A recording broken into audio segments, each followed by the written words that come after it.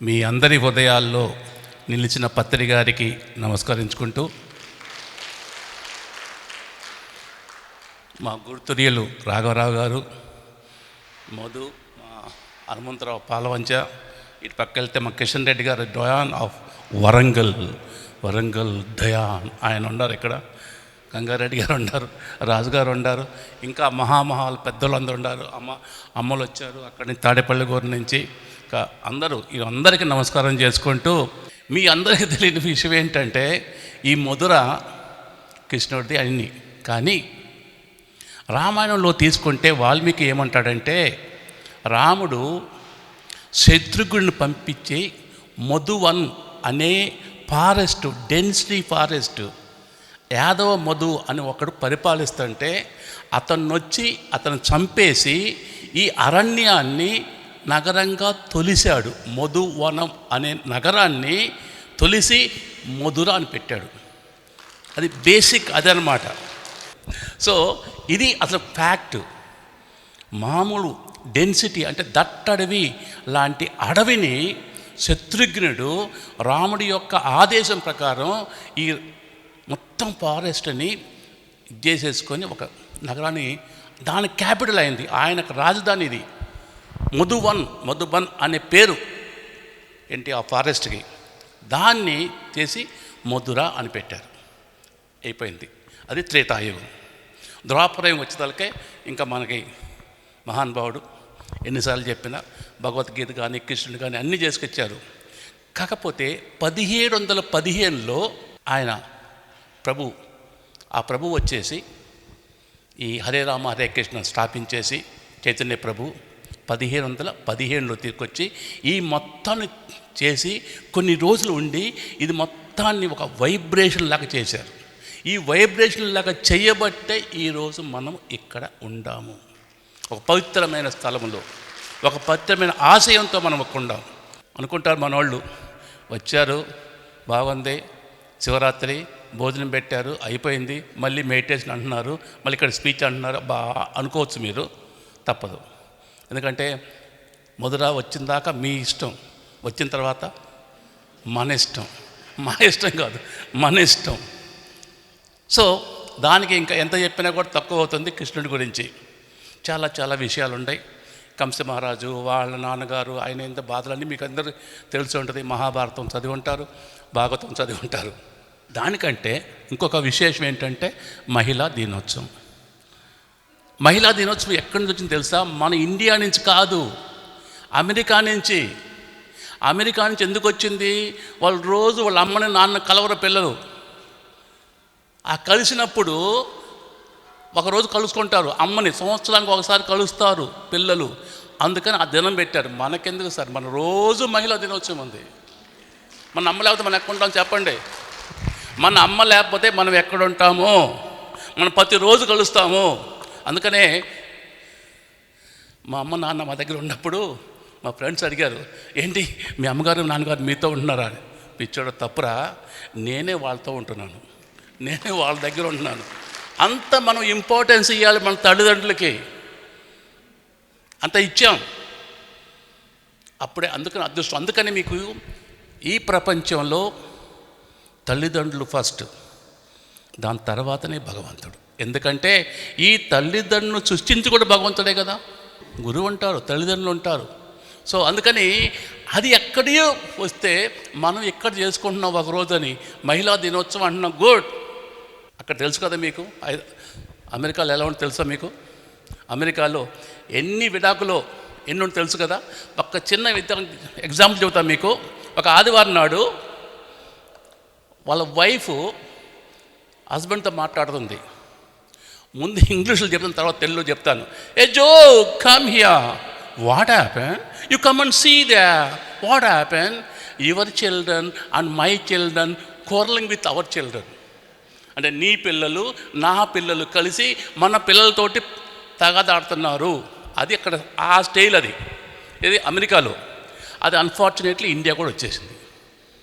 ఇప్పుడు ఇండియాలో ఏంటి, ప్రతి వాళ్ళు డైవర్సే. నాకు ఒక శిష్యుడు కలిచాడు, అతను డిస్ట్రిక్ట్ జడ్జి. అరే బాబు ఏం కేసులు చేస్తున్నావు అంటే, విడాకులు సార్. విడాకుల కారణం ఎవరు? ఇంకెవరు ఉంటారు? Parents sir. కానీ గ్రేట్నెస్ అంటే పత్రికారి వలన మన మెడిటేటర్స్లో విడాకులు ఎవరు తీసుకోరు. ఆ బాంధవ్యం ఉంది మనకి. ఆ మెడిటేషన్ వలన మనం అందరం అలా తయారు చేశారు పత్రికారు. అందుకనే మనం అలా చేశారు. అందుకనే మనం ఒక మీటింగ్ చెప్పాను, రాఘవరావు గారు ఉండారు. అందుకనే ఎవరైనా సరే భార్యాభర్తలు 20 ఏళ్ళు కలిసి ఉండి ఏమీ మనస్పర్ధలు లేకుండా ఉంటే వాళ్ళకి పద్మశ్రీ ఇవ్వాలి సార్, మిగతా వాళ్ళకి ఎందుకు? ఒక భార్యాభర్తలు 30 సంవత్సరాలు ఏమీ మనస్పర్ధలు లేకుండా కలిసి ఉంటే వాళ్ళకి పద్మభూషణ్ అవార్డు ఇచ్చేద్దాం సార్, గవర్నమెంట్ ఆఫ్ ఇండియా చెప్దాం మనం. ఒక భార్యాభర్తలు 40 ఏళ్ళు కలిసి ఉండి మనస్పర్ధలు లేకుండా ఉంటే పద్మవిభూషణ్ ఇద్దాం. చిరంజీవికి ఇచ్చాం, వెంకయ్యనాయుడికి ఇచ్చాం, వాళ్ళతో పాటు వీళ్ళకి కూడా ఇచ్చేద్దాం సార్. ఒక భార్యాభర్తలు 50 సంవత్సరాలు ఏమీ లేకుండా వాళ్ళు కలిసి మలిసి నువ్వంటే నేను, నేనంటే నువ్వు ఉంటావు అనుకోండి, నీకు నేను, నాకు నువ్వు, అలా ఉంటే భారతరత్న ఇద్దాం సార్. అవునా కాదా? అలా తయారు చేసి వెళ్ళిపోయారు మన పత్రికారు మనకి.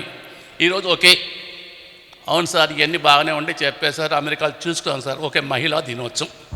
ఆ మహిళా దినోత్సవం, మహిళ అంటే మీకు ఇంగ్లీష్లో ద వర్డ్ షీ, SHE, ఆ షీలో హీ ఉన్నాడు. ఆమె ఇక్కడ లేడు, ఈ పురుషుడే స్త్రీలో ఉన్నాడు. SHE, షీలో హీ ఉన్నాడు. ఉమెన్లో ఉమెన్, WOMAN, ఉమెన్లో మ్యాన్ ఉన్నాడు. మ్యాన్లో ఉమెన్ లేడు, ఉమెన్లో మ్యాన్ ఉన్నాడు. ఫీమేల్లో మేల్ ఉన్నాడు. ఇంకా వాళ్ళు లేనిది ఎక్కడ సార్? ఎక్కడ చెప్పండి, ఎక్కడ లేదు? అవునా కాదా? ఈ సినిమాలో అలా వైకుంఠపురంలో వాడు త్రివిక్రమ్ శ్రీనివాస్ ఒక డైలాగ్ కొట్టాడు. ఏమండి, ఒక వస్తువుని ఒక దేనన్నా క్రియేట్ చేయాలంటే ఓన్లీ ఒక భూమికి ప్లస్ ఒక స్త్రీకే ఉంది. అలాంటి మహానుభావుల తల్లులు మీరు అందరూ. ఎవరైతే మీరు ఎవరికి లేదది ఒక దాన్ని ఉత్పత్తి చేయాలి, చెయ్యాలంటే ఓన్లీ ఒక భూమికి ప్లస్ ఒక స్త్రీకి, ఒక ఉమెన్కి. అలాంటి ఈరోజు మనం అందరం కలిసి ప్రశాంతంగా ఈ BAS 6 అనే పేరుతోటి మనం కలుసుకుంటున్నాం. ఈ పవిత్రమైన ప్రదేశంలో కలుసుకుంటున్నాం మాస్టర్స్. బ్రహ్మాండంగా ఉంది, ఎంత బ్రహ్మాండం మనం చేసుకోవచ్చు. అందుకని పద్దాగా మనం మెడిటేషన్ చేసుకుందాం. రేపంతా ఫుల్ మీటింగ్స్ పెద్దవాళ్ళతో మాట్లాడుకుందాం. ఎల్లుండి మన ఇష్టం వచ్చినట్టు మొత్తం తిరుగుదాం. ఆ కృష్ణుడు నడయాడిన ప్రతి ప్రదేశంలో ఆయన ఉండాడు అనుకొని మనం కూడా నడుద్దాం.